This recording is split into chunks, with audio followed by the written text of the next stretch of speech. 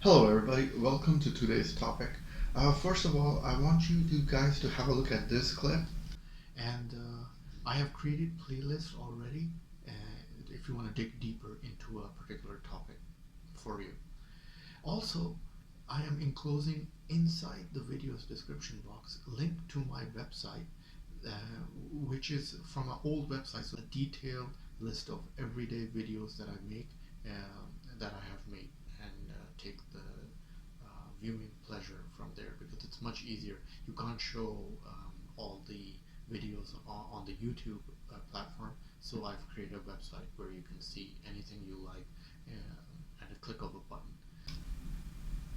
And before going further, I want to talk about basically this video is for anyone who is going to learn C++ and if it's a good language in comparison to C++ and how valuable is a programmer that only knows Python or C++. So these are the two top most important languages of the world right now, which are very hardcore resources in demand. And this is what I'm going to talk about. And first of all, I just want to say that back in the day, a total different universe was there. This is about 1998. There was no YouTube, there was no Google, there was no internet. All you had was a lousy textbook from the university, and that too was very basic, not an advanced level that could give you all your answers, for instance. You came back from a C++ class and stared blank at your 4-room walls. That was it. So if you got stuck, which happens several times while compiling a C++ program, and it happens every now and often, you know how anyone feels without getting any help. There was no workaround unless you knew Bill Gates, who happens to be your buddy, over the phone. Now, what are the chances of average Joe knowing such kind of personality to give you answers? And you can ask him anything. I used to get stuck for days over silly syntax error, for example.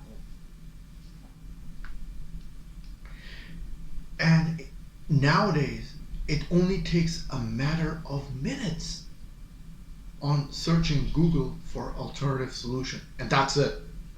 If you have enough motivation, the pace of productivity is exponentially high, and via the internet. So that is the point. So use your internet, use Google, use YouTube to search your answers, and it's going to get you go far, far away. Okay, without wasting more time, let's get into the topic today. First of all, I want to say that this answer is like a paradox. It doesn't, comparing how valuable is a programmer that only knows Python and C++. So they're taking the two languages and they're doing an analysis on that. So the answer itself is a paradox. They're not saying, they're just going to discuss in a long story short that you have to learn all the other things that go with these two languages, like such as backend developer, HTML, JavaScript, and all the other platforms. So a programmer who only knows C++ and Python is useless. Number two, no programmer who knows C++ and Python only knows C++ and Python. If you know how to write software using C++, using Python and C++, then you inevitably have the needed to interact with various operating system libraries, functions, database access functions or APIs, calls to foreign code or programs, modification of files used by other software, or many other things of that nature. You will inevitably need to understand how to interact with non-specification entities during your journey to master even a single programming language. So what they're saying is you need to learn all the other things that go with learning a language, like even the small little things, like the PowerShell, or just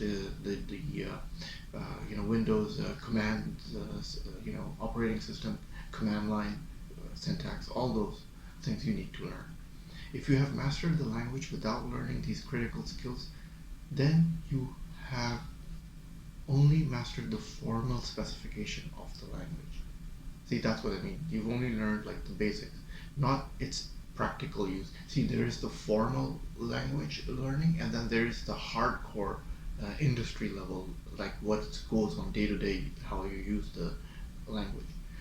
And it would hardly call that fluency in a programming language, in other words. It would be like someone who has memorized all the formal rules of English grammar but knows zero common idioms or phrases in English language in everyday use, for example, to compare to English language.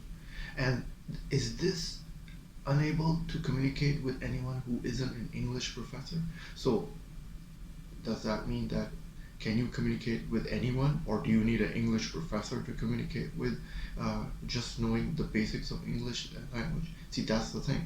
If you're learning C++ and Python, you need to know all the back-end stuff as well, like all the small little commands and all the, the operating system, if you wanted to run the program from console or you want to run the program from GUI, you need to know how to do it in both ways. Just to give an example. No useful programmers know their programming languages and all. The crux of the paradox is that programmers who are useful are programmers who bring more than just programming knowledge to the table. So they know more than they can learn.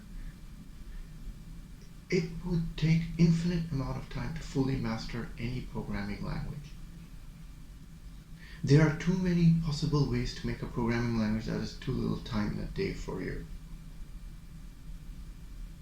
to understand any aspect of a given programming language. What this means to you is that in any order to be useful, you need to know things aside from a grammar of your chosen programming language. Because of this ignores, you also need another skill, the ability to learn about your language as the need arises. This means that you need to be able to search online sites or forums. You see that's what I mean by access to the internet. Like there was no access to the internet like back in the day. And likely you will need to become skilled at searching technical specification for useful information at some point, as well, going directly to the source. You will also need to be able to experiment and learn on your own. Especially get your hands dirty, because many problems of the useful programmers are truly unique and you will need to blaze your own trail. Perhaps you were after yet a third interpretation of your question. How useful are you to take to the market as a programmer in the market level, if you haven't learned or to use any languages aside from C++ and Python? See, they're saying that you need to learn beyond Python and C++. If you need to learn JavaScript as a scripting language, then you do that. You don't just learn Python and C++ and think in your mind that you know everything. To this, I would say that you really don't want to know the answer if you don't know about website development. See, that's what I mean. You need to know HTML as well. And then things like SQL, the database language, you need to know that as well. And also libraries and other graphics and CAD software or some other tools that are commonly used by various industries. So this is the point they're saying. You need to know like all aspects of the computer, programming, coding, syntax, not just one or two languages. You need to know like all other things that go with it. And as a conclusion, I would recommend that you do your best to get out of the mindset of knowing programming languages languages and get into the mindset of using programming languages. See, get your hands dirty. That's the main thing. There are tools that can be elegant and enjoyable tools to use. But if you mistakenly think of programming languages as learning languages merely, then controlling a computer, then you may well miss the whole point of computing. See, that's the thing. It's not just learning, they're saying. You need to actually do the practical coding while you're learning. That's the bottom line. Well, I hope you learned a thing or two today about which programming language is enough to know. And as always, this was a paradox answer. And click like if you liked the video, and click the red button to see more of the video. Ta-ta from Shaz. Enjoy this video? Then must have a look at these videos.